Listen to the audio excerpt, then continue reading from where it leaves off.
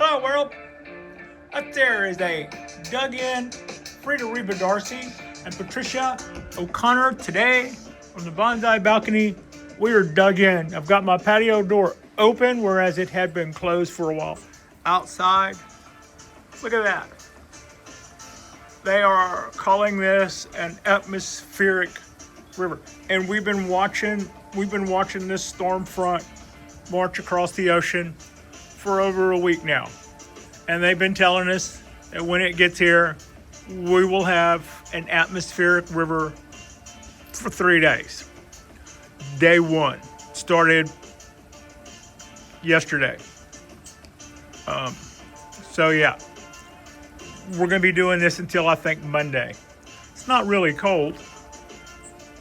Scratch that. It's a little chilly, high 40s, low 50s. But this is what you see here is my ponderosa in what I call the atmospheric river dance. In the past couple of shows, say 4 or 5 back, I was talking about watering this tree and not having the water dry, having the tree not dry out as quickly as I was hoping or would expect. And so when I scraped the top back, I could better see what was going on. I could actually understood better how it was that I had to wait so long for this tree to dry out. I understood that. I know that it's not absolutely perfect, but that means that how wet or dry this thing is still up to me and how I do it. So I just needed to act accordingly was my thought. No emergency repot happening right here. Having said that, when it came time for me to water the tree, that was 4 or 5 days ago, I watered the tree knowing that we were about to go into a rain event and that it was going to take me 3 days of the 4 or 5 days before the rain for this tree to even dry out. And to that end, we're not quite there yet. And I say we're not quite there yet because day before yesterday, before I left for work, I pulled that guy down from its perch over there next to the peanuts in the bowl for the crows to this table that's on rollers that what normally hangs out in my kitchen as a counter space, as a cooking space, chopping block. So in its own wheels, and the bonsai tree is on a rotating lazy Susan. That poor Susan. She can't do enough. So here's the thing.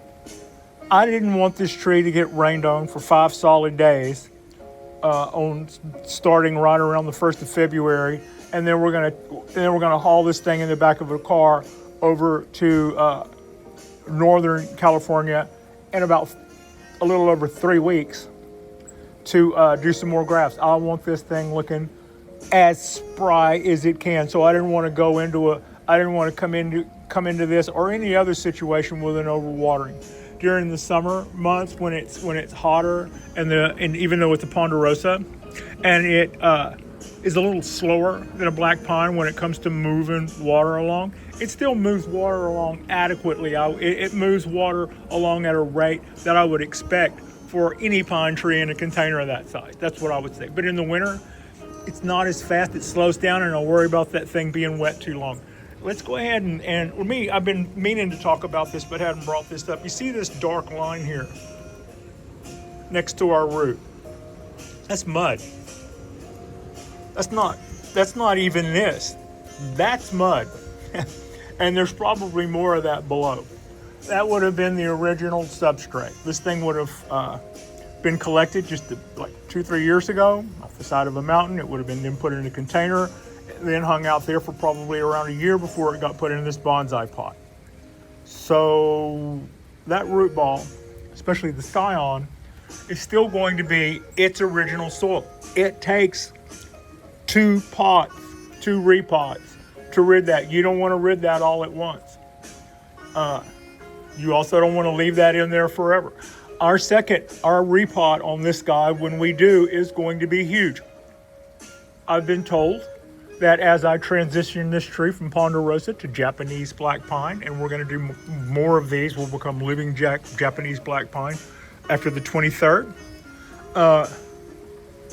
When we do that, we are to start backing off cutting back our Ponderosa foliage. There's a system in place for which we will start cutting back the Ponderosa foliage while not doing anything to the Japanese black pine. We're not going to do the needles. We're not going to do the candles. We're just going to let those guys. We're going to let those guys go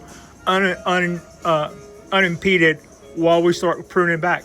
But then we are supposed to leave some Ponderosa on here. Yes, not the dominant, but some, until that final repot. And at that final repot, when we get it repotted, boom, that's where the last of that stuff goes, and the tree starts its new life and its new pot with its new foliage. And doesn't it look great when we start from that point? We start from that point forward. Now. So that's an important repot. But it's also an important repot because this is going to be our second repot from collection. Technically, this is going to be our second repot from collection. What I mean is, this is going to be the one where we have to address the Scion, the mass of roots directly at the heart of the root ball. Mariah Live, Ryan at Bonsai, Mariah, says that is the stomach of the tree, and that Scion is very, very important. And at some point, we would have to clean that out, and that's why the second repotting of a Yamadori tree is also very important. You remove that original soil, which is not going to be the best, in stages, and that's the second stage. So we've got that going on, and so that's going to be a pretty important repot when that finally comes up, and that's off in our future. We've got 18 more months or so of grafts. I think that's my number. Around another year at least of grafts to nurse along before all of that takes place. So that's where we are. I moved the tree from up there where it would be getting flooded on for 3 solid days. It wouldn't even start to dry out until Tuesday of next week, maybe. And that to me was a long time. So the first thing I did was pull the tree down from there into where I've just been standing. It sat here until this morning. No, scratch that. Yeah, it sat here until this morning. This morning I opened up the patio door and I looked at where my water marcation zone was. How far can I move it in without it getting wet? And I moved it to there. I didn't know where that point would be. If I'd have moved it closer somewhere out in there and then it started raining while I was at work, which is what happened, I would come home and find that I'd already screwed the pooch on that. So we're still drying out. We're still watering our tree our way. Everybody else is just going with it and happy to do so.